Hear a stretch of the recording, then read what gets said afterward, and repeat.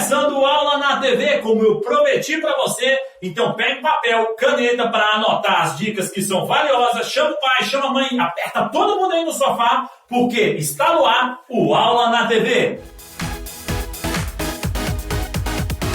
E é isso aí, rapaziada, tá no Aula na TV. Para começar, vou te explicar algumas coisas que vão acontecer no nosso programa. Olha só, nós temos várias aulas esclarecedoras para você. E na hora que as aulas estiverem rolando, você vai perceber que no cantinho inferior do seu vídeo vai aparecer um QR Code. Nesse QR Code, através do seu celular, você consegue baixar o material da aula e estudar durante a aula e após a aula. Não é bacana?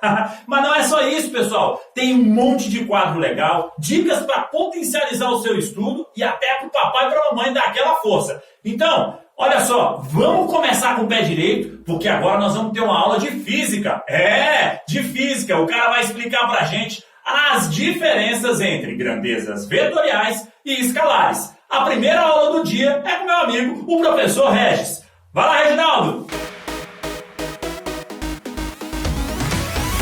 Deixa comigo, Rafa, que eu vou tirar a dúvida desse pessoal. Vou começar com um exemplo simples. Vamos imaginar que você fez uma certa viagem e durou 3 horas. E num certo trecho dessa viagem, o teu carro alcançou 80 km por hora. Como é que você se refere a essas duas grandezas quando alguém te pergunta?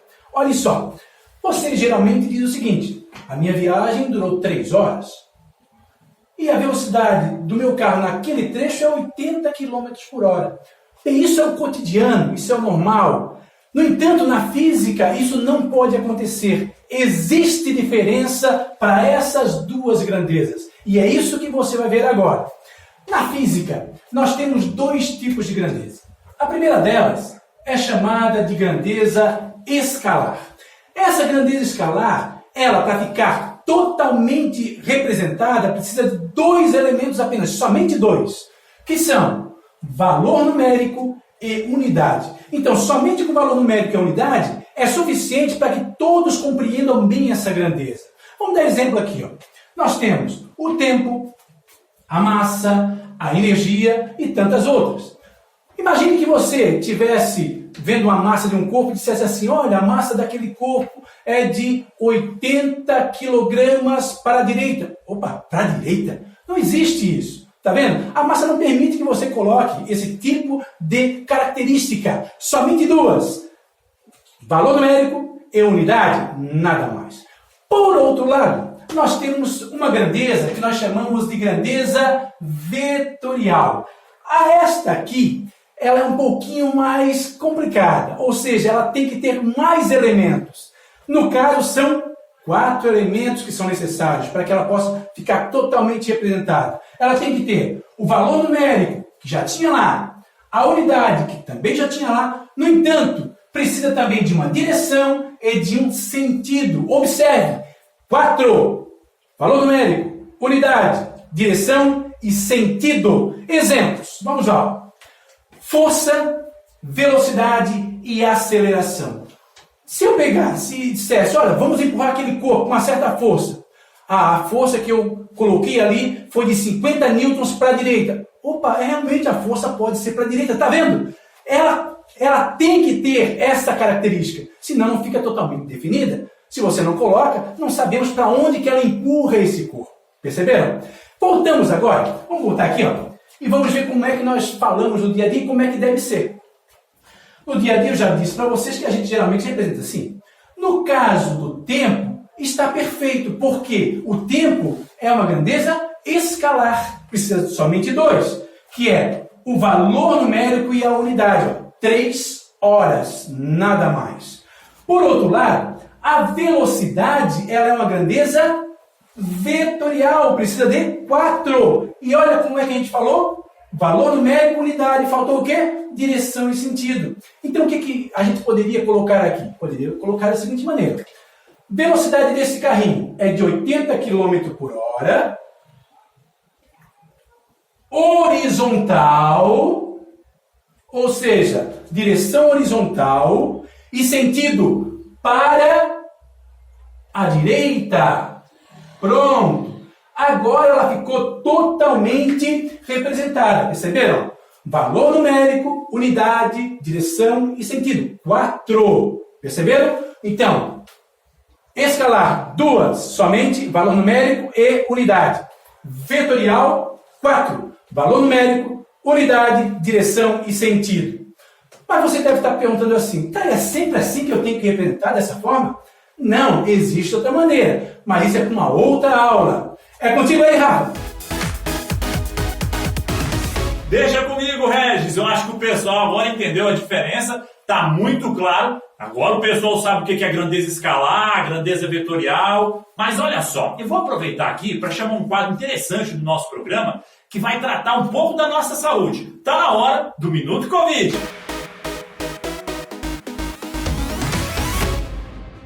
Você sabe quais são os sintomas mais comuns da Covid-19? Entre os sintomas mais comuns estão tosse e dificuldade de respirar, febre e calafrios, dor muscular e nas articulações, vômito e dor de barriga,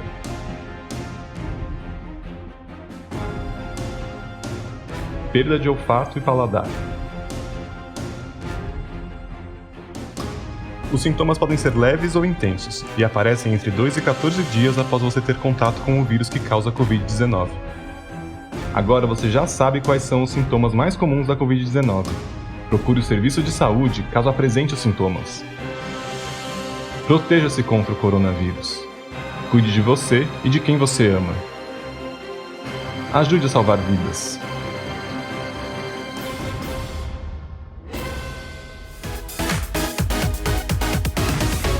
Pois é, pessoal, depois dessa dica de saúde, chegou a hora de aula. Mas não é qualquer aula, não. Eu vou chamar um cara especial aqui para vocês. Tem um penteado diferente, é um professor de Química e ele não é da UFSC, porque nesse quadro, o Aula na TV Convida, a gente traz gente de fora da UFSC para mostrar o seu talento aqui. Chegou a hora do Robinho. Professor Robinho, é com você.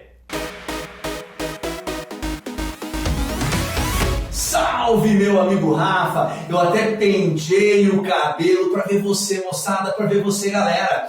Tô aqui para falar de uma molécula que tomou conta da mídia recentemente, a hidroxicloroquina. Eu vou até sair da frente aqui para você ver a belezura dessa estrutura. Só que olha só, é importante frisar, até para um combate a fake news, que a nossa ideia não é fazer um debate ideológico sobre a molécula de hidroxicloroquina. Ela apresentou resultados muito interessantes em experiências in vitro. Porém, em teste com pacientes, ela não se mostrou tão confiável. Mas vamos dar uma olhada num debate do que pode acontecer referente à molécula da hidroxicloroquina? Primeiro detalhe importante. Olha o bizu nesse OH aqui, ó. Isso aqui é o que diferencia a hidroxicloroquina da cloroquina. Se eu falasse para você cloroquina, nós tiraríamos esse grupo OH. É esse OH, olha só que lindo, que dá o termo hidroxi. Hidroxi da função álcool. Essa é a primeira função que eu gostaria de mostrar para você. Função orgânica álcool. OH ligado ao carbono saturado. Trago funções nitrogenadas para você também. Eu trago a função amina. Robinho, tem diferença entre essas aminas? Tem, sim, senhor. Essa amina, ela está ligada a 1, está ligado a 2, está ligado a 3 radicais. Então eu chamo de amina terciária. Essa aqui, ela está ligada a 1, ela está ligada a 2, então eu chamo de amina secundária. Agora toma cuidado, vem para cá, dá um instante desse teu lindo olhar para cá. Isso aqui, a gente morre de vontade de chamar de amina. Até na verdade, alguns autores dentro da química até chamam de uma classe especial de amina. Mas quando o nitrogênio está fazendo ligação dupla, nós chamamos essa função de imina. É uma imina. E este halogênio, esse cloro aqui, ó, quando eu tenho esses halogênios em moléculas orgânicas, nós chamamos de haleto. Você viu que isso aqui é um anel aromático? Então você poderia exalar seu conhecimento pelos poros e dizer que é um haleto de arila. É um haleto de arila. Mas se você lembrar que é um haleto, nossa, já está lindo, já está show de bola. Ô moçada, já ouviram falar que medicamentos são sempre vendidos na forma de sais? Já percebeu no caso da hidroxicloroquina, que na verdade, apesar de ter essa grande relação para a questão do Covid-19, toda essa discussão, a hidroxicloroquina é um medicamento usado, por exemplo, no combate à malária, à artrite reumatoide, então é um medicamento bem conhecido. E ele é vendido na forma de sulfato de hidroxicloroquina, fosfato de cloroquina. Muitos medicamentos são vendidos dessa forma. Vou te dar um outro exemplo. Por exemplo, tratamento de depressão, a fluoxetina, ela também é vendida como cloridrato de fluoxetina. Por que será essa ideia do sal? Para isso eu te convido para você dar uma olhada nessa coisa linda aqui, ó. Eu tenho um ácido aqui, ó, o ácido sulfúrico. Esse ácido ioniza, liberando 2H+, e SO4, 2-. Guarda essa informação linda aqui, ó. 2H+, SO4, 2-. Por que será que esses medicamentos são vendidos na forma de sais?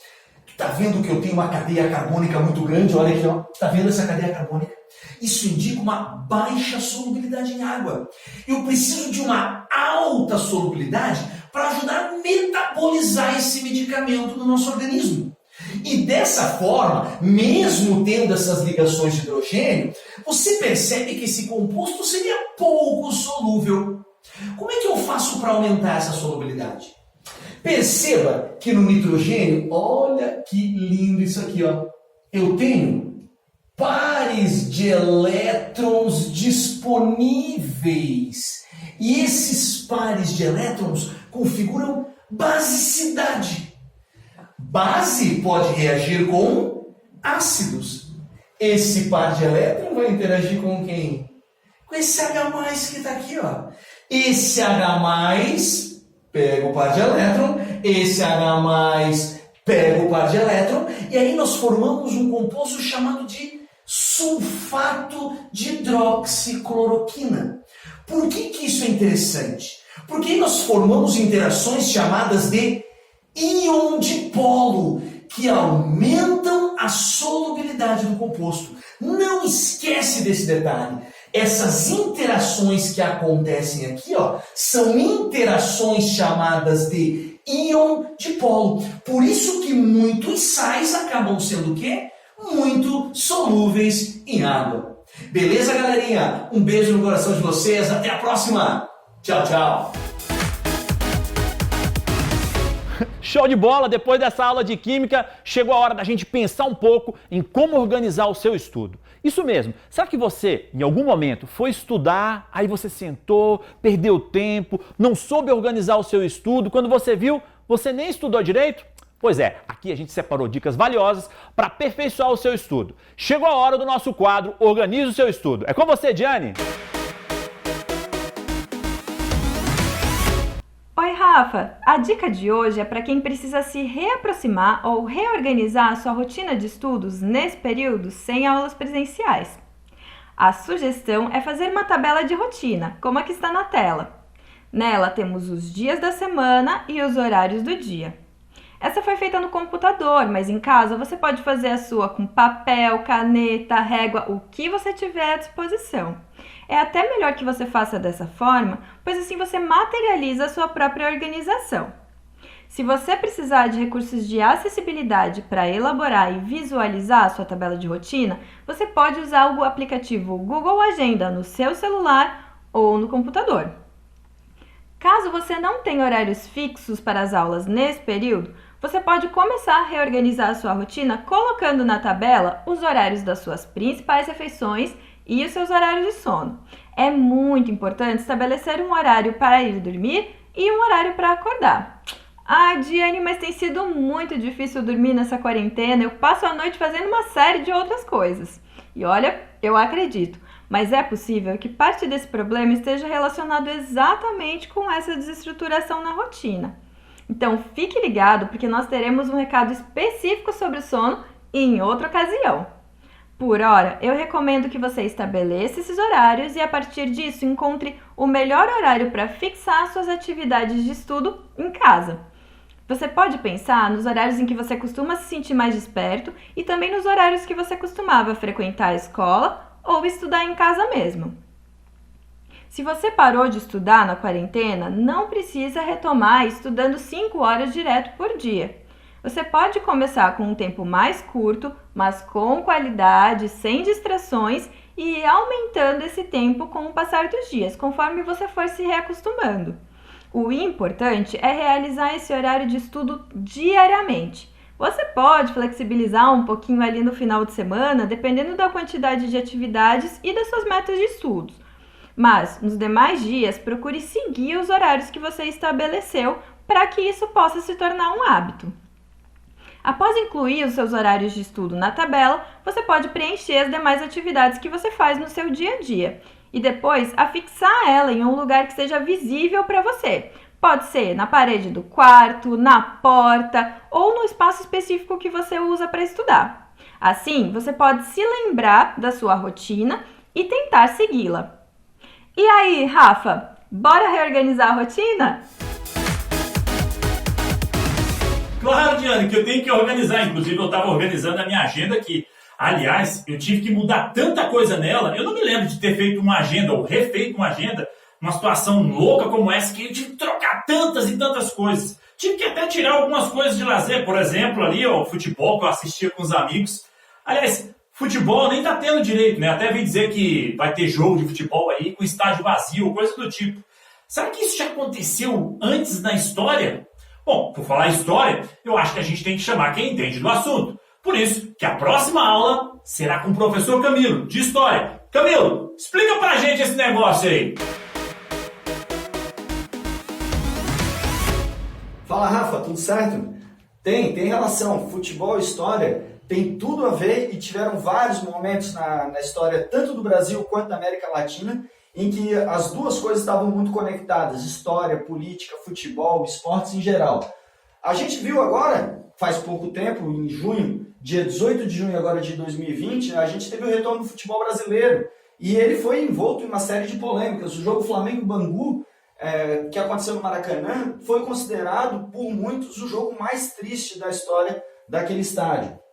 Entretanto, a gente tem também um episódio muito triste na história do futebol mundial que passou numas eliminatórias da Copa do Mundo para a Copa do Mundo da Alemanha de 1974. Só para a gente ter um pouco uma ideia, quando a gente estava tendo o jogo Flamengo-Bangu no Maracanã, a gente, ao lado do Maracanã, no hospital de campanha, 2 pessoas já morreram naquele dia pela Covid-19. Então, toda essa polêmica que está acontecendo hoje no Brasil em relação ao retorno do futebol, passa também pelo fato de a gente pensar um pouco sobre se era prudente, do ponto de vista sanitário, ter uma coisa desse tipo. Se todo tipo de entretenimento ele cabe mesmo diante de uma situação social bastante crítica, como é o caso do Covid. No Rio de Janeiro, só naquele dia teve 274 mortes.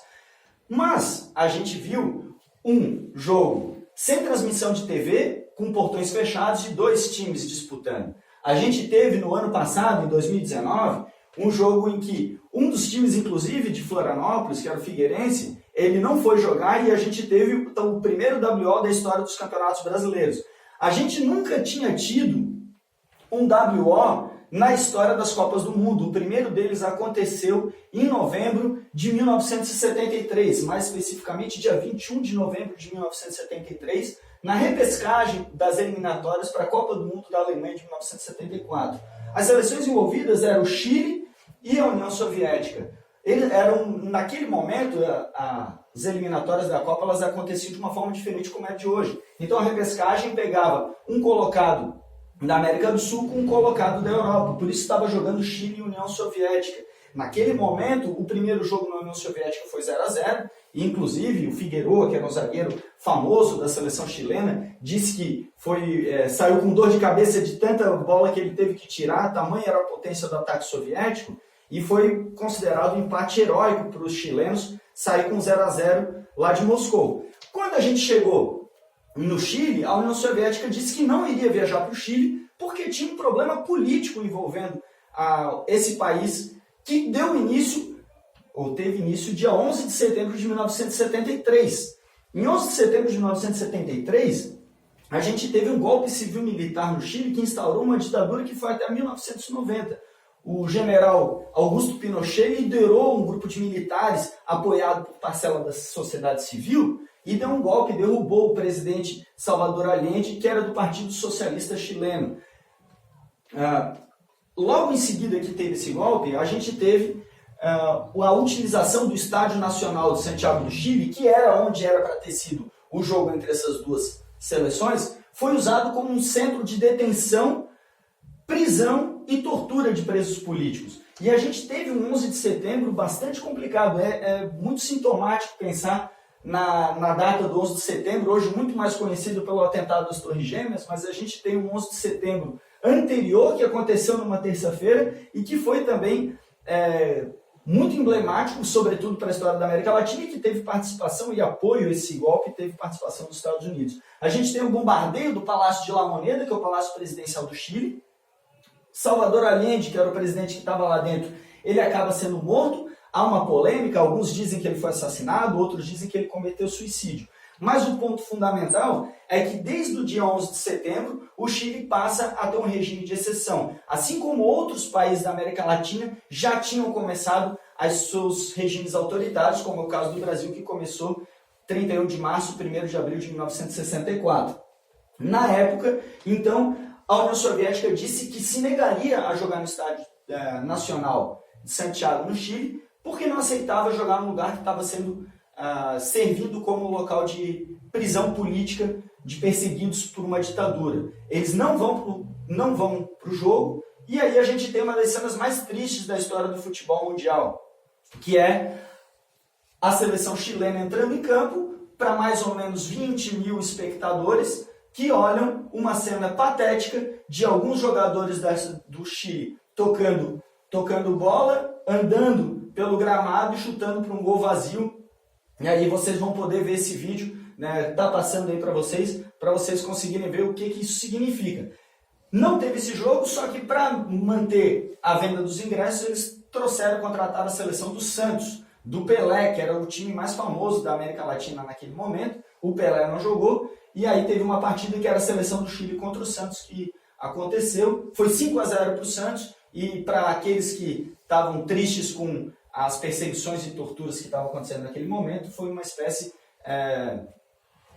de revanche em função de tudo que estava simbolizando aquele estádio e tudo que simbolizou o futebol e a própria seleção de futebol chilena diante de um quadro extremamente complicado na vida social e política do Chile.